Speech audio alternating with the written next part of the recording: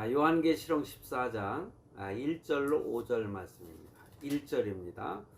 또 내가 보니 보라 어린 양이 시온산에 섰고 그와 함께 14만 4천이 서 있는데 그들의 이마에는 어린 양의 이름과 그 아버지의 이름을 쓴 것이 있더라. 내가 하늘에서 나는 소리를 들으니 많은 물소리와도 같고 큰 우레소리와도 같은데 내가 들은 소리는 검은 것 타는 자들이 그 검은 고를 타는 것 같더라. 3절 그들이 보좌 앞과 네 생물과 장로들 앞에서 새 노래를 부르니 땅에서 속량함을 받은 14만 4천 밖에는 능히 이 노래를 배울 자가 없더라. 이 사람들은 여자와 더불어 더럽히지 아니하고 순결한 자라.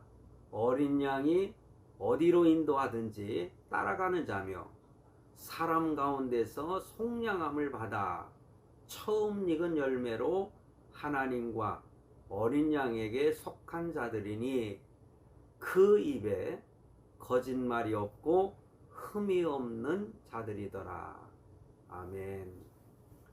자, 5절까지 말씀을 읽어드렸는데 오늘 말씀은요, 그 14만 4천 명이라고 하는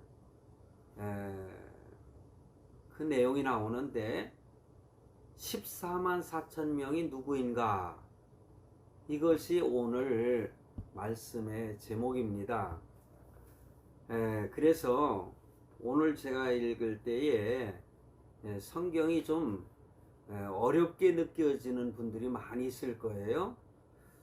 이 14만 4천이라고 하는 많은 사람들의 이름, 그 4천이라고 한 사람이 나오는 성경 구절은 오늘 본문에 나타나고 있는 요한계시록 14장하고 그리고 7장 전체에 나타나고 있어요. 그래서 요즘에 굉장히 이슈가 되고 있는 14만 4천에 대해서 제가 오늘 좀 말씀을 드리고자 합니다. 바로 이 14만 4천이라고 하는 것을 인하여서 많은 사람들이 믿는 성도들이 헷갈리거든요. 도대체 14만 4천이 무엇이며 누구를 가리키고 있는가? 뭐 이런 것들을 생각하면서 말씀의 혼돈을 일으키는 그러한 일들이 많이 있어요. 그래서 이단자들이 사실 이 말씀을 가지고 굉장히 유혹을 합니다. 그래서 넘어지는 성도들이 많이 있어요. 그래서 제가 7장에 있는 말씀을 읽어드리려고 합니다. 그 1절에 보면 이 일 후에 내가 네 천사가 땅 네 모퉁이에 선 것을 보니 땅의 사방의 바람을 붙잡아 바람으로 하여금 땅에나 바다에나 각종 나무에 불지 못하게 하더라. 또 봄에 다른 천사가 살아계신 하나님의 인을 가지고 해돋는 데로부터 올라와서 땅과 바다를 해롭게 할 권세를 받은 네 천사를 향하여 큰 소리로 외쳐 이르되 우리가 하나님의 모든 종들의 이마에 인치기까지 땅이나 바다나 나무들을 해하지 말라 하더라. 내가 인침을 받은 자의 수를 들으니 이스라엘 자손의 각 지파 중에 인침을 받은 자들이 14만 4천이니 오늘 7장 4절에 이런 말씀을 해요. 내가 인침을 받은 자, 그러니까는 하나님의 구원받은 자에게 그 인을 치는 것을 말하거든요. 그런데 그 숫자가 이스라엘 자손의 각 지파 중에서 인침을 받은 자들이 14만 4천이라 이겁니다. 야곱의 아들들이 12이죠. 그 12명의 이름을 가지고 12지파로 나눕니다. 그래서 유다 지파 중에 인침을 받은 자가 1만 2천이요 르우벤 지파 중에 1만 2천이요, 갓 지파 중에 1만 2천이요, 아셀 지파 중에 1만 2천이요, 납달리 지파 중에 1만 2천이요, 므낫세 지파 중에 1만 2천이요, 시므온 지파 중에 1만 2천이요, 레위 지파 중에 1만 2천이요, 이사갈 지파 중에 1만 2천이요, 스불론 지파 중에 1만 2천이요, 요셉 지파 중에 1만 2천이요, 베냐민 지파 중에 인침을 받은 자가 1만 2천이라. 이렇게 12지파의 한 지파에 1만 2천 명씩 인을 받았다는 거죠. 그래서 그 숫자가 14만 4천이라는 겁니다. 요즘에 일부 이단자들이 이 14만 4천이 자기 그룹에, 그러니까 자기가 섬기는 종교단체에 들어와야만이 인침을 받을 수 있고 구원을 받을 수 있다, 이렇게 유혹을 하고요. 어느 그 종교 집단에서는 그 12지파의 이름을 가지고 각 우리가 교회에서 각 구역을 갖다가 편성하지 않습니까? 그런데 이제 저도 처음에는 구역의 이름을 이렇게 12지파의 이름을 가지고 이렇게 편성을 할 때도 있었습니다. 그리고 나중에는 다른 방법으로 또 했습니다만은, 이 지파들을 갖다 세워가지고 그 밑에에 많은 사람들이 몰려들도록 하면서 그 지파장을 세우더라고요. 그 지파장이요, 대단한 권세를 가지고 있어요. 그 교주가, 제가 말씀은 안 드리겠지만은, 그 지파장을 임명을 하고 그 1만 2천이요, 그 1만 2천 명을 갖다가 그 지파에 수용할 수 있도록 이런 식으로 해가지고 그 지파장에게 대단한 권세를 주었는데, 제가 얼마 전에 그 어느 지파가 그 설교하기 전에 그 지파 구성원들에게 큰 소리를 들었는데, 쌍욕을 하면서 너네들이 왜 내 말대로 듣지 않느냐, 그러면 내 그만두지 않겠다, 막 이런 식으로 막 해대는 걸 보고, 아, 이 사람 대단하네, 꼭 하나님처럼 행동을 하더라고요. 자기 교주가 그렇게 하라고 시켰는지 모르겠습니다만은, 무슨 뭐 지파장이 무슨 대단한 권세를 가진 것처럼, 그냥 구역장이 무슨 대단한 권세를 가진 것처럼 그렇게 쌍욕을 하면서 거기에 그냥 쭉 사람들이 엄청나게 몰려 앉아 있는데, 거기에 대고 막 호통을 치는데 아무 소리도 못하고 조용한 그들의 모습을 보면서 너무너무 안타까웠어요. 에? 요즘에 목사들이 만약에 그렇게 해도 그 성도들에서 가만히 있지 않을 겁니다. 에? 그런데 교주도 아니고 말이에요. 지파장이라고 하는 사람이 그런 식으로 사람들에게, 자기네 그 구성원들에게 그냥 욕을 하면서, 왜 시키는 대로 안 했느냐고, 왜 목표를 달성하지 못했느냐고, 달성하지 못하면 당장 뭐 어떻게 하겠다는 둥. 야, 참 그것을 보면서, 자, 이거 요즘에 참 예수를 참 명분을 해가지고 잘못된 이단자들이 많은 사람들을 미혹해가지고 넘어지게 하고 있구나. 이것을 보면서 너무너무 가슴이 아팠어요. 여러분, 요한계시록을 설교하는 게 사실 쉽지는 않습니다. 저도 얼마 동안 그 아시아 7교회에 대해서 설교를 하고 나서 많은 고심을 하면서 설교를 준비를 했었고, 오늘은 그냥 14장에 있는 이 14만 4천, 그리고 7장에도 나오지만은 제가 이렇게 설교를 준비를 하면서 많은 생각을 했습니다.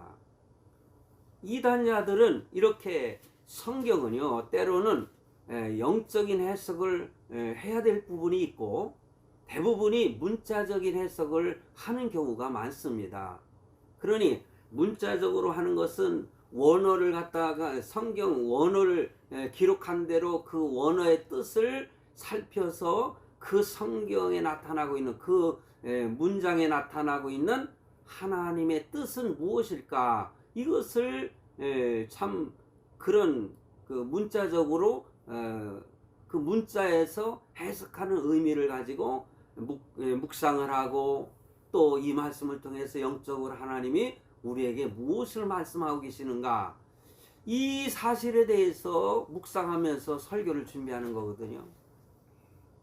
얼마 전에 나보고 자기네 어느 뭐 목사들이 뭐 몇만 명이 모여가지고 무슨 뭐 이렇게 강연을 듣고 막 그랬다고, 저보고도 거기에 왔었으면 얼마나 좋았는지 모르겠다고 하는 그 신천지에 속해 있는 그 권사가 저에게 유혹을 하는 거예요. 그래 내가 그랬어요.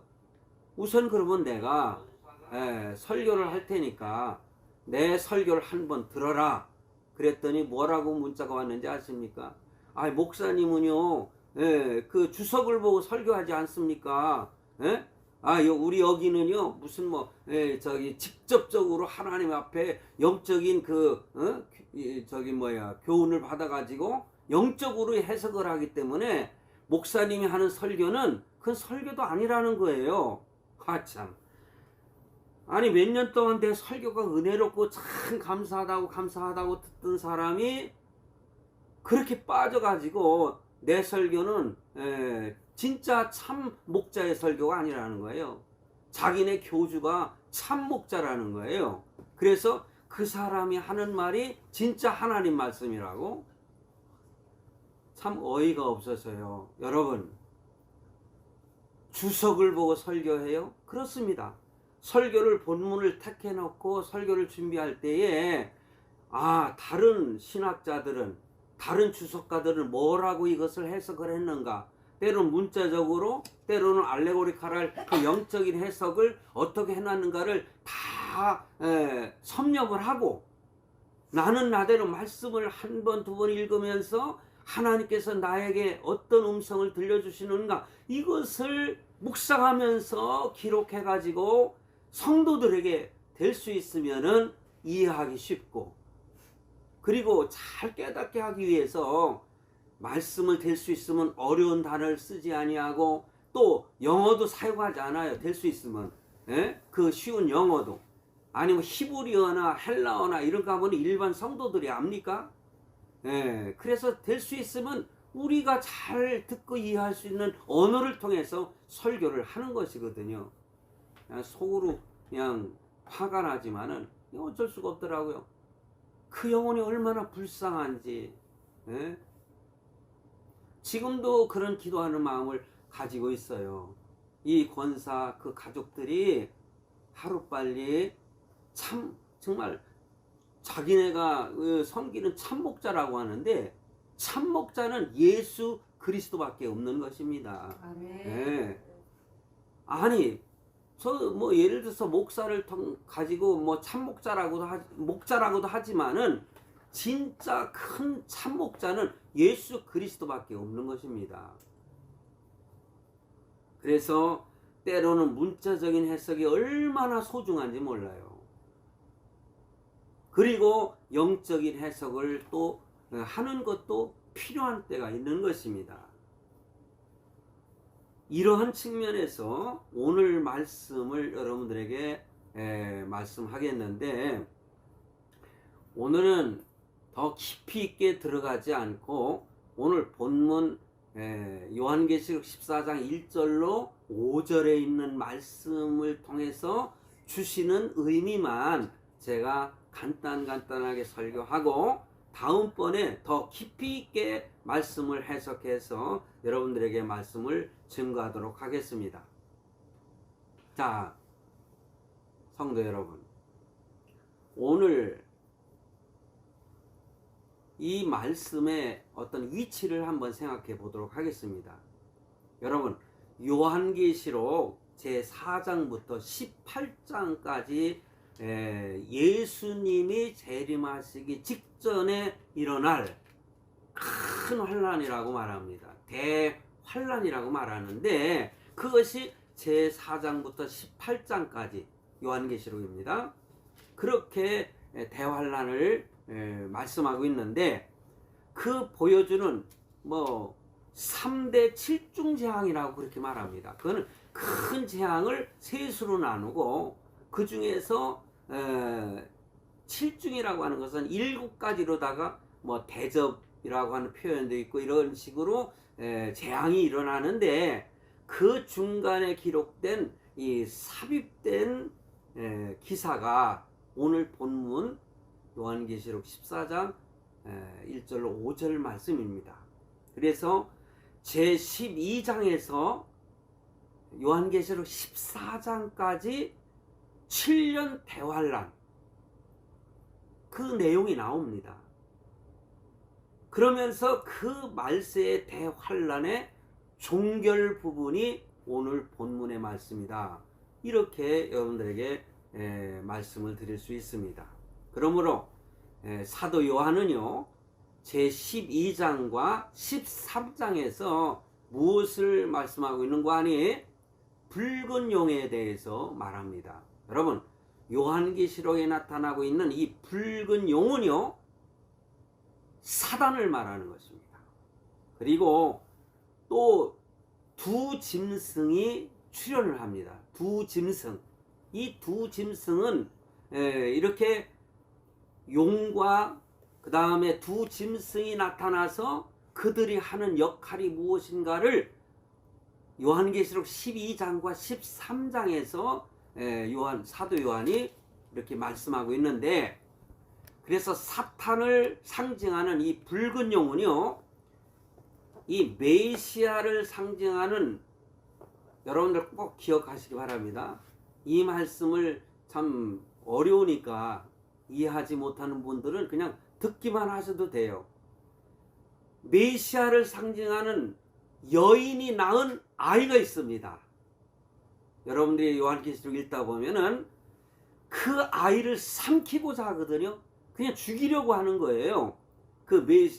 사탄이가. 그런데 하나님은 이 아이를 승천하도록 하시는 거죠. 여러분, 예수님께서 십자가에 죽으셔서 부활하신 다음에 승천하셨지 않습니까? 그런 의미를 우리가 연상을 하면서 생각하면 이해하기가 쉬워요. 그러므로 실패를 한 겁니다. 이 용이, 사단이가. 그 후에 붉은 용, 이 사탄은 교회를 상징하는 여인, 여기 나타나고 있는 아이를 낳은 여인이라고 그랬지 않습니까? 그 여인은 바로 오늘날 교회를 상징하고 있는 것입니다. 그러니까는 이 붉은 용이, 이 사탄이 교회를 상징하는 이 여인을 핍박하고자 했거든요. 이게 교회를 핍박하는 것을 말하는 것입니다. 그렇지만은 하나님의 보호하심으로 건재한 모습을 분명히 사도 요한은 기록하고 있어요. 이것도 큰 의미가 우리에게 있습니다. 그러므로 그 후에 붉은 용의 하수인 역할을 하는 적그리스도, 두 짐승이 나오지 않습니까? 이 두 짐승 중에 하나가 적그리스도입니다. 요즘에 무슨 종교단체의 교주라고 하고 자기가 예수라고 하는 그러한 사람들이 적그리스도예요. 조심해야 됩니다. 요즘에 그런 종교들 많잖아요. 자기가 무슨 백마를 타고 다니면서 자기가 그 예수라는 겁니다. 그런 사람들에게 빠지면 안 돼요. 그 적그리스도들이 바다에서 나와가지고 이 성도들, 사람들을 미혹한다고 그랬어요. 그리고 거짓 선지자를 상징하는 짐승이 있습니다. 요즘에 자기가 무슨 선지자라고 하고 뭐 하나님의 말씀을 대언한다고 하면서 하는 그러한 무리들, 잘못하면 그들에게 빠지면은요, 이 거짓 선지자들에게 미혹되어서 신앙이 흔들리고 넘어지게 되면은 어떻게 되겠습니까? 마지막에 정말 영원한 심판받는 자들이 되고 말지 않겠습니까?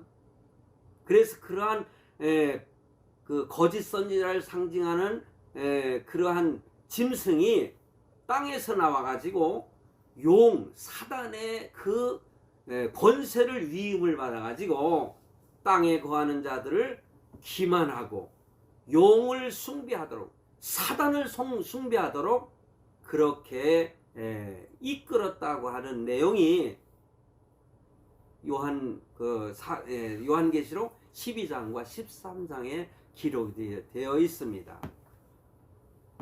여러분, 이 용과 두 짐승, 사탄과 그의 사역을 돕는 그 거짓 선지자와 그리고 거짓 그리스도, 적 그리스도, 이러한 것들이 자기네들이 적극적으로 이 땅에 거하는 자들을 무참하게 살해하고요.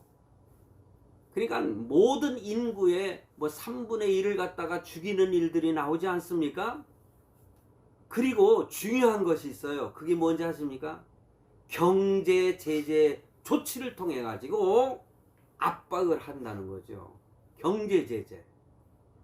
오늘날 이 세상이 돌아가고 있는 모습을 보면은 이런 모습이 나타나잖아요. 그러니까 우리 예수 그리스도를 믿는 사람들은 하나님의 인, 그러니까는 예수의 이름이, 하나님의 이름이 있는 인을 받지만은 사단에게 인침을 받은 자들이 있어요.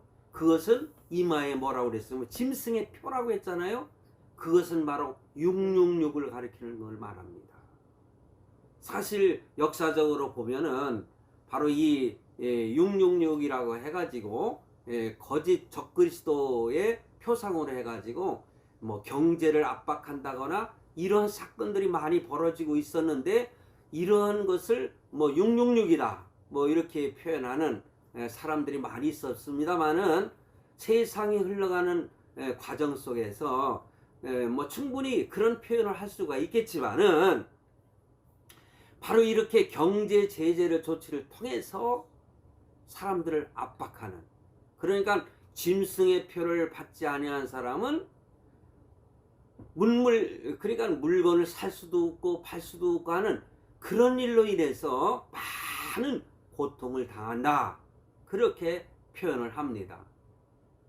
성도 여러분, 요즘에 나타나고 있는 뭐 백신을 맞지 않았으면은 뭐 비행기도 탈 수 없다, 여행도 할 수 없다, 이러한 조치들을 보면은 어떤 사람들은 백신이 바로 무슨 666이다 뭐 이렇게 단적으로 말하는 유튜브들도 있긴 있더라고요. 저는 그렇게 말씀드리고 싶지 않아요. 그것이 진정한 666인지는 짐승의 표인지는 그건 더 두고 보면 알 수 있지 않겠습니까? 자, 이렇게 무참하게 그 용과 두 짐승들에 의해서 살해를 당하는 일들을 우리가 당할 수 있다. 그러니 마지막 때에 세상의 종말이 가까우기 전에, 예수님께서 다시 재림하시기 전에 일어나는 그런 사건들을 보면서 오늘날 이런 것도 있잖아요. 정치적으로 코로나를 이용해 가지고 예배를 갖다가 제대로 드리지 못하도록 압제하는 것, 이것도 사단의 역사거든요. 그래, 요즘에 얼마 전까지는 거기에 수능을 해가지고 2단계, 3단계, 4단계 뭐 이렇게 해가지고 예배 드리는 것도 굉장히 절제하고 또 이렇게 비대면으로 드리고 하는, 그런데 요즘에 저희 동기들 가운데에서 교회마다 다시 운동을 일으키는 거예요. 아니다. 교회에 나오는 성도들이 오히려 코로나의 그 확증 환자들이 별로 많이 나타나지 않고 다른 유흥점이나 다른 데서 나타나고 그러는데, 야, 지하철을 타고 다녀도 거기서 확증 환자가 나타났다는 게 별로 그렇게 보도가 되지 아니하고, 버스 타는 사람들도 보도에 확증 환자들이 있다고 나타나지 않고, 그러니 교회에 모이는 성도들은 다 거리두기라든가 다 이걸 해가지고 예배를 드리는데, 왜 예배를 못 드리게 하느냐 해가지고 이제 예배 드리는 캠페인을 벌이고 있습니다.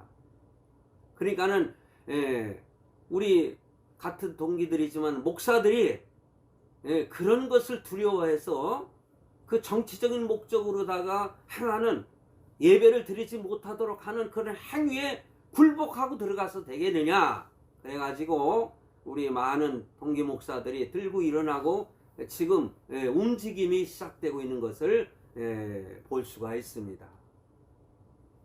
그러므로 성도 여러분, 이 마지막 때에 우리가 영안이 뜨여져서 세상을 바라볼 때에 육체적인 것만 생각하지 말고 먹고 마시는 문제라든가 이런 것들에 너무 치우치지 말고 영적으로 세상을 보면서 우리는 믿음을 지키고 또한 하나님의 뜻을 이루어가는 그러한 성도들이 되시길 바랍니다. 그래서 앞부분에 나타나고 있는 요한계시록 7장 1절 17절의 말씀에 보면 거기에 인치심을 받은 14만 4천이라고 말씀하고 있지 않습니까?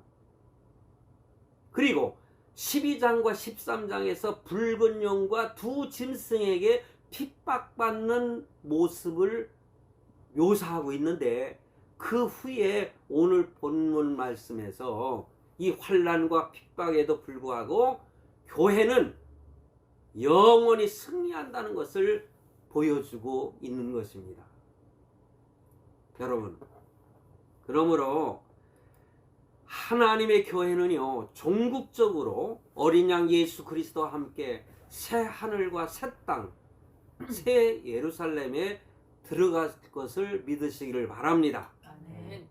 자, 구체적으로 제가 말씀을 드릴 텐데 이 부분에 대해서는 간단하게 그 말씀을 드리면서 제가 다음 시간에 더 상세하게 말씀을 드리겠습니다. 그래서 구원받은 모든 영적인 이스라엘 백성들의 숫자를 가리킨다, 이렇게 말씀을 드릴 수가 있어요. 14만 4천. 근데 사실 문자적인 의미로 보면은요, 이 14만 4천 명은요, 교회 시대가 끝난 후에 주님을, 예수 그리스도를 믿고 구원받은 유대인들을 중심으로 한 성도들을 의미한다, 이렇게 많은 성경학자들이 해석을 하고 있습니다. 저도 문자적인 해석으로 볼 땐 그렇습니다. 그런데 거기에 또 흰옷 입은 무리들이 나오니까 좀 헷갈리는 부분들이 있지 않습니까? 그런데 이 14만 4천에 대해서 큰 영적인 의미로 보면은요, 하나님을 믿는 모든 성도들을 포함하고 있다. 믿습니까?